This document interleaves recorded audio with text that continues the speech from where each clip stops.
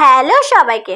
তো আজকে আমাদের বাড়িতে খুবই প্রিয় প্রিয় প্রিয় কজন মানুষ আসবে, তার জন্যই প্রস্তুতি চলছে। আর আমার বর্মশাই সবসময় আমাকে সাহায্য করে। আর এই যে আমার মেয়ের অবস্থা দেখো, সানগ্লাস পরে আর ওর বাবার সাথে দুষ্টুমি করছে। আর ওর বাবা কি করব, দুষ্টুমিটা সহ্য করছে আর এদিকে সবজিগুলো কাটছে। আমার বর্মশাই আগাগোড়াই সাহায্য করতে খুব ভালোবাসে, যখন বিশেষ করে কেউ অতিথি আসবে বা এমনিতেও ভালো মন্দ কিছু হলেই ও আমাকে সাহায্য করে।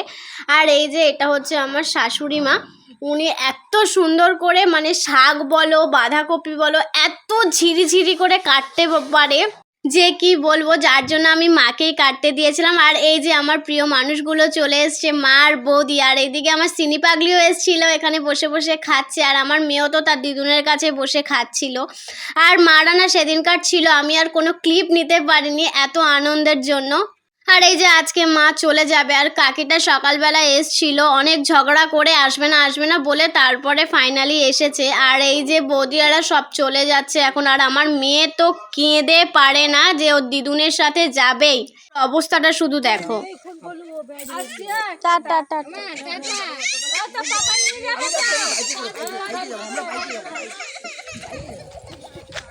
বাইকে যাবো আমরা বাইকে যাবো রে। চল আমরা বাইকটা বের করি। চল আগে যাবো দেখি।